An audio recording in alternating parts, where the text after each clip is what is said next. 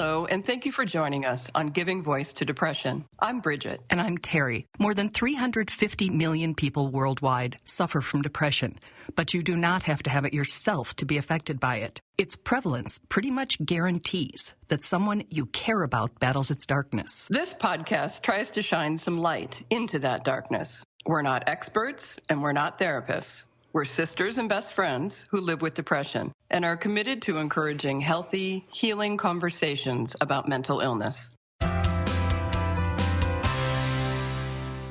Episodes in this season are made possible by a grant from the Charles E. Kubly Foundation, which is dedicated to bettering the lives of those affected by depression. We are solely responsible for podcast content. Hi, Terry. Hello, Bridget. How are you doing? I'm good, and you?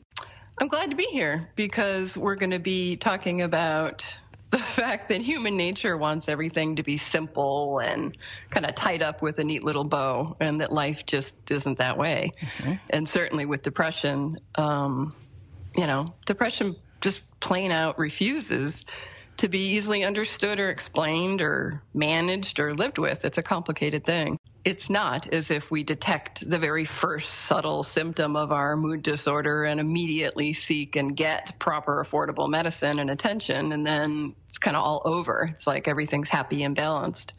It just doesn't work that way. Would be nice. Mm-hmm. But as you always say, recovery is not a straight line. So it should come as no surprise that John's story of his mental health struggles, his suicide attempt, and recovery is a little messy, like all of ours is. 54-year-old John lives in Ontario, Canada, and he reached out to us about this podcast on Twitter. We asked, as we often do, if there is a topic or perspective he'd like us to explore, and he wrote back immediately. And almost as quickly, we set up this interview. Let's hear John's story. First of all, thank you for trusting us with your story. Oh, not a problem. Glad to share. Good. So tell me why you reached out and what specifically it is you want to share. There's lots of stories about the need to share. There's lots of stories about recovery. And there's lots of stories about survivor's guilt from the perspective of a surviving spouse who's lost someone. But I don't know of anything that talks about forgiving yourself for a suicide attempt. How do you do that? What does that take? And how does that reflect on those who have forgiven you and yet you can't do it to yourself? And so that is the topic of today's episode, forgiveness and recovery, and how you apparently can have one without the other, as John will explain. How long ago was your attempt? Just under 4 years. And in what way does not forgiving yourself affect your life? Well, one of the things that depression gives you is a great deal of self-loathing. It destroys, erodes your self-esteem. It's very difficult to rebuild self-esteem, to rebuild compassion for yourself when you can't forgive yourself. Is there something specific you're not able to forgive yourself for? Well, when I was in the darkest phases of my depression, I felt guilty about not being a good dad. I felt that my son would be better off without me, that his mom would be able to provide more for him than I could. All of those wonderful doubts that people in a depressed state of mind go through. Post-attempt, it was guilt at not allowing my son's love to give me hope. So the creature of guilt and shame remained. Simply the focus of it was changed. And what has your son's reaction been? He forgave me right away. And he then reached over, gave me a hug. Instantly. You told him what had happened. He had no knowledge of it prior. You told him and he hugged you? Yes. Wow. Yes. And to have your child hold on to you and forgive you when you are days away from attempting to take your life, that was well, I wish I had the words, to be honest, but that was something else. Extremely powerful, yes. So you know what I'm going to ask next? Absolutely, but go ahead. Well, why can't you do that to yourself, for yourself? The feeling of unworthiness remains. And because I feel unworthy, I cannot forgive. Are you working with a therapist? Yeah, I see a psychiatrist. I do work with other people. I do lots of research. There's lots of advocacy I do on mental health. I mean, it's not as if I'm not doing things to change that. Because I always think of when someone has gotten to the point where they can share their story publicly and they are turning it outward in an attempt to help and heal other people and give them hope, that they are at a pretty healthy place themselves. I would agree with that. I'm at a fairly healthy place. Suicidal thoughts have, for the most part, stopped. They're there from time to time, but there's no planning going on. There's no desire to bring them to fruition. They're there almost like a pesky mosquito that shows up when you don't want it to. But it's no more than that type of annoyance. What, if I may ask, and anything I ask that you don't want to answer, just say, I don't want to answer that. But what does your psychiatrist or therapist say needs to happen for you to be able to forgive yourself? Because there's definitely somebody else listening to this who is in the same position.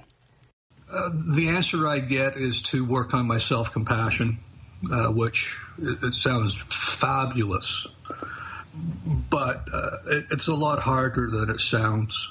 I have books on self-compassion. I have audio books on self-compassion. I have all kinds of meditations to help instill compassion, and I use all of them. But as I say, for me, it's being stubborn. It just doesn't want to step away, and that's, to some extent, that's okay. Only because it hasn't engendered a spiral.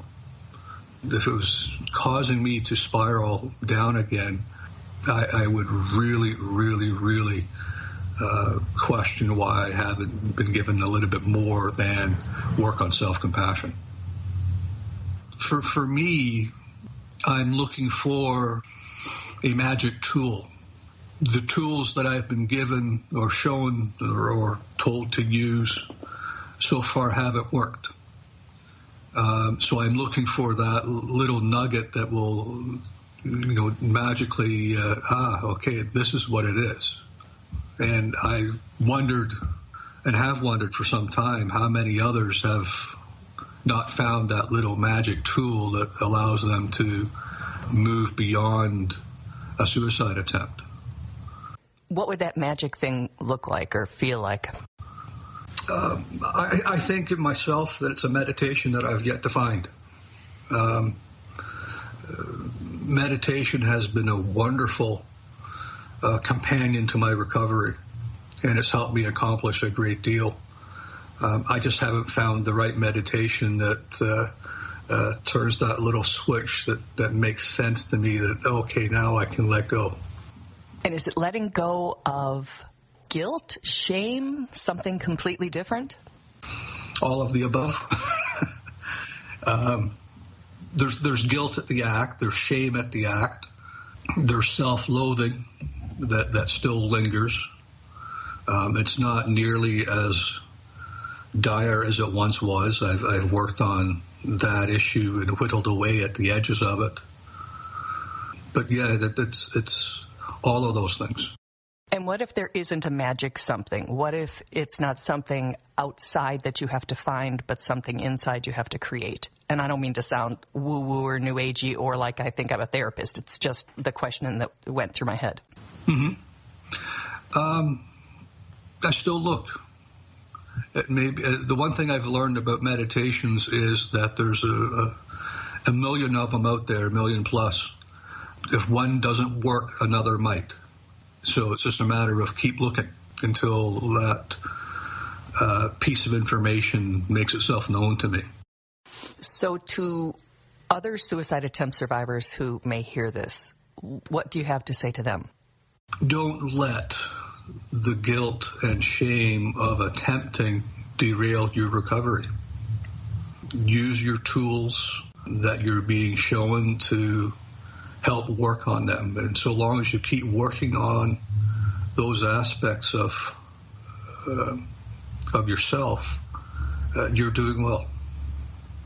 You are such a compassionate and loving man. I can tell from the words you choose and the way you express yourself and the fact that you're expressing yourself. And you want to help other people who are in the same position as you. And I don't know if it's fascinating or frustrating. It must be so hard for you to not be able to extend that same compassion to yourself. It has been. It's frustrating. There are times when I have doubt, and that's to be expected when you can't let go of things. But then I look at all what I've accomplished, and I've accomplished a great deal in trying to better myself in the sense of healing. I'm still healing. It's an ongoing process. It's one element of the process that needs more work on. And that raises the question, if this is a process, maybe certainly for you, the forgiveness, the self-forgiveness just hasn't come yet. And would that allowing lighten it a little bit if you just said, okay, I've done A through R and I'll get to S through Z as I continue to walk this path of recovery? In some ways, you're correct. As I mentioned, I recognize it may take years for that to be addressed, for the self-forgiveness to happen because of the years of negative self-talk. It made sense to me just as a rational thinker that, if you've spent 35 years not liking yourself, it's not going to change overnight. It's going to take time to undo all of that damage and create a new sense of self. And I'm okay with that. I'm quite willing to allow the time to happen. So, yeah, it could be that the time for self-forgiveness is not here yet. Yeah, because it seems to have a totally different energy to say, I can't forgive myself versus saying, I'm done an awful lot of recovering, but I haven't yet forgiven myself. And you're right. And that may be the better way for me to look at it, that it's just not happened yet. And the key being that word yet. Does it help to think of it that way? Not at the moment. Thank you for being honest. I just shot it out there. Again, not a therapist. I'm sure it will. This conversation is certainly helping. One of the things that I find that sharing does for me is it not only allows me to educate at times who I'm speaking with, but allows me to educate myself, because I get to hear two opinions as opposed to just the one. And the one that's in my head isn't always the nicest of opinions. So having a conversation with another takes me out of that and places me into an area where I can learn with some safety. Very well put, and I have the same reaction. The only time I tend to talk about my depression is when I'm interviewing someone about theirs, but I think that it helps to have a vocabulary to explain it and to express it and to almost metabolize it. Absolutely. Yeah, so you're helping me as well, so thank you. You're welcome. Gosh, it's difficult to be happy when someone's mean to you all the time. And, that's what self-talk is. It's like beating up yourself. Yeah, when that someone is you, right? It's a little harder to leave the room and get away from it. But I really appreciate how, in spite of not having forgiven himself, John does really acknowledge and give himself credit for all of the recovery and all of the advancements and all of the growth he has experienced and worked for. And the fact that he acknowledges that it's a process that can take time and he's come a long way, but, he's not there, but it's better all the time. Yeah, it's true and it's difficult. But it's also chemistry, Terry, because brainwaves, prove that when we do positive self-talk, we feel good. It actually releases hormones and endorphins and serotonin that, cascade through our brain and our body, and they make us feel good. And those same neurotransmitters, when they stop flowing, when we use negative words or negative self-talk, make us feel shitty. Yep. To go from self-loathing to self-love may seem, like opposite ends of a continuum, but pick different words, self-care, or maybe we have to start with being as kind to ourselves as we would be a stranger, or whatever that next step is for us. Maybe self-acceptance before self-love. Very good point. Yep. So we want to thank John for coming forward with his story. I did ask his permission to speak with one of the psychiatrists or psychologists on our board, and he said go for it. And I called Dr. Margaret Rutherford, who wrote 5 Not-So-Simple Steps Towards Self-Forgiveness.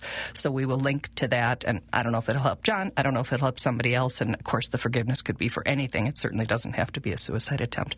But hopefully her 5 steps will help somebody. Questions, I think, are really empowering, too. So, sometimes something can lead to another thought in our head that helps us. Yep. And we also want to mention that since last week, our podcast is now available on Spotify.